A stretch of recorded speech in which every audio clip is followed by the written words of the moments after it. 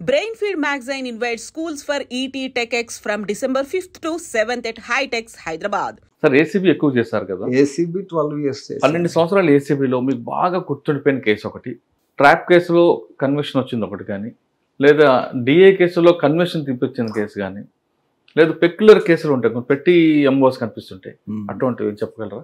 యాక్చువల్గా trap cases మేము చాలా చేసామండి. పర్టికులర్గా ఏంటంటే ఒక అతను ఎంఆర్ఓ జనరల్ క్యాష్ అడుగుతారు ఎవరైనా, కానీ ఆయన ఏంటంటే ల్యాండ్ రిజిస్ట్రేషన్ అడిగారు.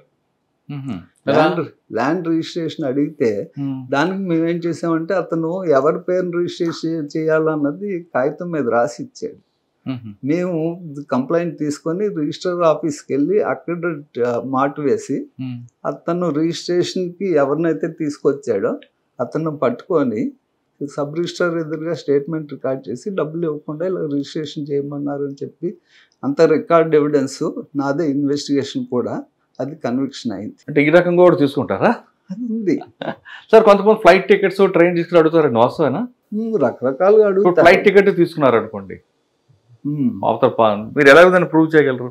అంటే అక్కడ ఉన్న సర్కమ్స్టాన్సెస్ని బట్టి. ఇప్పుడు దీంట్లో ఏంటంటే మాకు అదృష్టం కొద్దీ అతనే ఎవరి పేరు రిజిస్ట్రేషన్ చేయాలో కాగితం రాసి ఇచ్చాడు, అదొక ఎవిడెన్స్.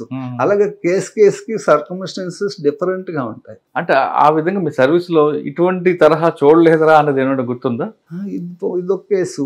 అలాగే ఈ మధ్యన డిఎస్పీగా, వైజాగ్ ఏసీబీ డిఎస్పీగా కూడా ఒక కోఆపరేటివ్ ఆఫీసర్ అతను కూడాను ల్యాండ్ రిజిస్ట్రేషన్ అడిగాడు.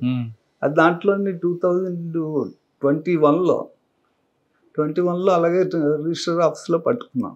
అది నేను trap laying officer, first case investigating officer. Sir, so మీరు డిఏకేమో ట్రాప్ కేసుల్లో మీరు పక్కా చేస్తారు, ఆడియో రికార్డు, వీడియో రికార్డు అన్నీ ఉంటాయి, చేతులు కూడా కడిగిస్తారు. చేతులు కడిగించడం ఎందుకండి అసలు? యాక్చువల్గాను అది ఫినాక్సిలిన్ పౌడర్ ఉంటుందండి. అది జస్ట్ టచ్ చేసిన తర్వాత సోడియం కార్బోనేట్ పౌడర్లో సొల్యూషన్లో ముంచామనుకోండి, పింక్ కలర్ మారుతుంది. దాని మీనింగ్ ఏంటంటే ఆ నోట్లు టచ్ చేశారు అని, నోట్లు టచ్ చేసి తీసుకున్నారు అని. అదొక ఎవిడెన్స్. అది ఒకటే కన్క్లూసివ్ ఎవిడెన్స్ కాదు, అదొక ఎవిడెన్స్, సపోర్టివ్ ఎవిడెన్స్. అంటే వైట్ బాటిల్ ఉంటుంది, పింక్ కలర్ బాటిల్ ఉంటుంది, అందుకనా?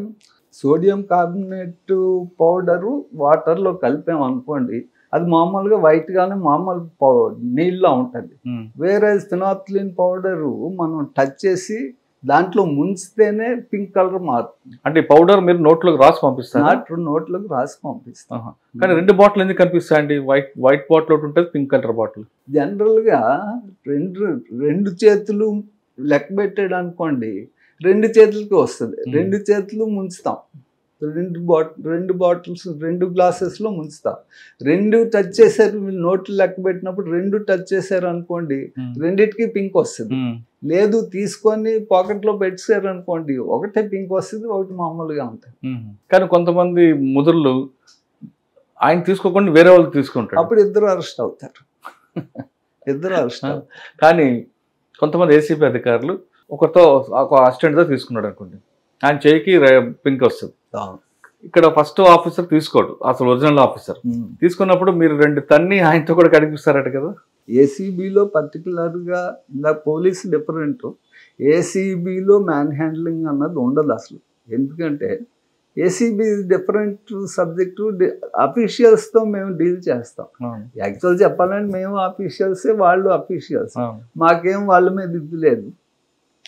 ఉన్నట్టు యాక్చువల్గా ఏం జరిగింది అదే రాస్తామండి, దాంట్లో ఏం తేడా ఉండదు అసలు. ఓకే. కానీ మీరు ఇల్లు హౌస్ సెర్చ్ అని వెళ్తారు, వెళ్ళిన తర్వాత అసలు ఒక హెచ్బి అఫెండర్ చేసినట్లయితే మొత్తం అంతా చిందరబందర చేస్తారు. అంటే ఇప్పుడు ప్రతి ఐటమ్ మీరు చూస్తున్నారు కదా, సినిమాల్లో కూడా చూస్తున్నారు కదా, గోడల్లో దాయొచ్చు, బాత్రూమ్స్లో దాయొచ్చు, పైపుల్లో దాయొచ్చు, ఎక్కడైనా దాయడానికి చిన్న లాకర్కి చిన్నది ఉంటుంది, అది వాళ్ళు చెప్పరు. అప్పుడు ఏం చేయాలి మేము? మొత్తం అంతాను ప్రతి ఐటమ్ కూడాను వెరిఫై చేయాల్సిందే. అవన్నీ వెరిఫై చేసి మళ్ళీ జాగ్రత్తగా ఎక్కడొక్కడ పెట్టి వస్తాం. చేస్తారు కానీ పెట్టడం ఉండదు కదా, కనిపించదు కదా. జనరల్గా వాళ్ళ సాయం తీసుకొని పెడతా ఉంటాం, ఎక్కడ డ్యామేజ్లు కానీ ఏం చేయడం ఉండదండి. Okay sir. ఆ కేసుల్లో మీకు ఎవిడెన్స్ ఇది ఉంది, ఇది పింక్ వాటర్ వాటర్ ఉన్న తర్వాత కూడా అక్విటల్ లేని కేసులు కనిపిస్తుంటాయా? ఎక్విటల్ అవ్వడానికి కారణాలు ఒకటి కంప్లైనెంట్ హాస్టైల్ అవ్వచ్చు, లేదు మీడియేటర్స్ హాస్టైల్ అవ్వచ్చు. హాస్టైల్ అయ్యారనుకోండి జనరల్గా 100% ప్రూవ్ చేయాలి. మన దీని ప్రకారం బెనిఫిట్ ఆఫ్ డౌట్ ఉండకూడదు. 100% ప్రూవ్ అయితేనే ఏ చిన్న డౌట్ క్రియేట్ చేసినా సరే కేసు పోవడానికి ఆస్కారం ఉంది. ప్రూవ్ అవడానికి 100% ప్రూవ్ చేయాలి, వేరే కేసు పోవడానికి 1% ఛాన్స్ ఉన్నా చాలు. కానీ ఇక్కడ వాటర్ తీసుకుంటారు కదా, ఈ వాటర్ దగ్గర ఒక్కొక్కసారి FSL పంపించి రిపోర్ట్ తీసుకురావాలి, అవసరం లేదా? ఏసీబీలో అది లేదు. కానీ ఒక్కోసారి ఆ వాటర్ లేకుండా కూడా మీరు కేసు బుక్ చేస్తారు అనుకోండి. వాటర్ జనరల్గా మ్యాండేటరీ కదా, వాటర్ మ్యాండేటరీ కాదు, కానీ జనరల్ 100% ప్రతి కేసులో కూడా మేము చేస్తాం. కానీ ట్రాప్ కేసులో అరెస్ట్ చేయడం తప్పు కాదు. ఓకే, డిఏ కేసు తీసుకున్నాం అనుకోండి, ఆ కేసుల్లో అక్విటల్ ఎక్కువ వస్తుంది, కానీ ఎక్యూజ్డ్ మాత్రం ఎక్యూజ్డ్ ఆఫీసర్ అరెస్ట్ అయిపోతారు. ఆ పేపర్లో పబ్లిసిటీ, ఆ కుటుంబం అంతా కూడా ఉంటుంది, డ్యామేజ్ ఉంటుంది. దానివల్ల ఏం ఉపయోగం వస్తుందండి? ఇప్పుడు సిబిఐ లాంటి సంస్థలు డిఏ కేసులో అరెస్ట్ చేయదు, మ్యాండేటరీ కాదని. అది కన్విక్షన్ వచ్చిన తర్వాత జైలుకి వెళ్ళి నువ్వేరు. కానీ ముందు ఏసీబీ కేసులు మాత్రం డిఏ కేసులు అరెస్టు, హడావడి, ₹1 కోటి ప్రాపర్టీ 40 లక్షలు ఉంటుంది, కానీ ₹1 అని పబ్లిసిటీ ఇవ్వడం, ఇవంతా చేసి ప్రొసీజర్ పనిష్మెంట్ ఇస్తారు తప్ప ఫైనల్ పనిష్మెంట్ కనిపించదండి. ఫైనల్ పనిష్మెంట్కి యాక్చువల్గా ఇన్వెస్టిగేషన్ కూడా 4-5 years పడుతుందండి. 2 yearsకి తక్కువ అయ్యేది, 3 to 5 years పడుతుంది. నెక్స్ట్ ట్రయల్ అవన్నీ అయ్యేసరికి ఇంకొక 15 years పడుతుంది, 20 years పడుతుంది. దాంట్లో అప్పుడున్న వాల్యూకి ఈ 20 years తర్వాత చిన్న కేసు అన్నది ఒకటి వచ్చేస్తుంది. రెండోది ఎవిడెన్స్ కూడాను లేట్ అవుతున్న కొద్దీ ఎవిడెన్స్ కూడా కష్టం. కానీ ఈలో మధ్యకాలంలో ఆయన అరెస్ట్ అవుతాడు, ఆ కుటుంబం అంతా డిస్టర్బ్ అవుతుంది కదండి. అరెస్ట్ అన్నది యాక్చువల్గా మేము డిఏ కేసు వేసినప్పుడు కూడా minimum verification 2 years, 6 months to 2 years, 3 years కూడా పడతాయండి. అన్ని రకాలుగా వెరిఫై చేసి యాక్చువల్ కరప్ట్ పర్సన్ అయితేనే వెళ్తాం తప్ప ముందు అసలు వెరిఫికేషన్లోనే మ్యాక్సిమం మంచి అతను అంటే వెళ్ళాం.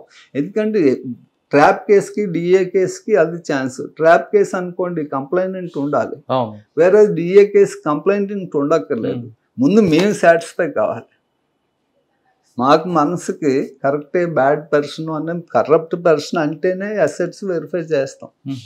కరప్ట్ పర్సన్ కాకపోతే అసలు అసెట్సే వెరిఫై చేయండి. అచ్చా, ఒకవేళ ట్రాప్ కేసులో కానీ డిఏ కేసులో కానీ మీకు వచ్చింది అనుకోండి కంప్లైంట్, ట్రాప్ కేసులో మీకు కంప్లైంట్ కనిపిస్తాడు, డిఏ కేసులో కొంతమంది ప్రొఫెషనల్ జల్సీతోనో ఇంకో రకంగా బంధువులోనో ఇస్తుంటారు. ఇన్ఫర్మేషన్ ఇచ్చినప్పుడు ఆఫీసర్ యొక్క ట్రాక్ రికార్డ్ చూస్తారా? తప్పకుండా ఫస్ట్ వెరిఫై చేయాల్సింది కరప్ట్ పర్సనా మంచివాడా అన్నది వెరిఫై చేస్తాం డిఏ కేసెస్లో. అందుకనే టైం టేకింగ్ ప్రాసెస్ అది. అతని తాలూకా ఇమేజ్ ఎలా ఉంది అన్నది యాక్సిడెంట్స్ అవన్నీ వెరిఫై చేసాకే ముందుకు ప్రొసీడ్ అవుతాం. మంచివాడు ఏదో గిల్లు కట్టుకున్నాడు అంటే వెళ్ళాం, అసలు వెళ్ళే క్వశ్చనే లేదు.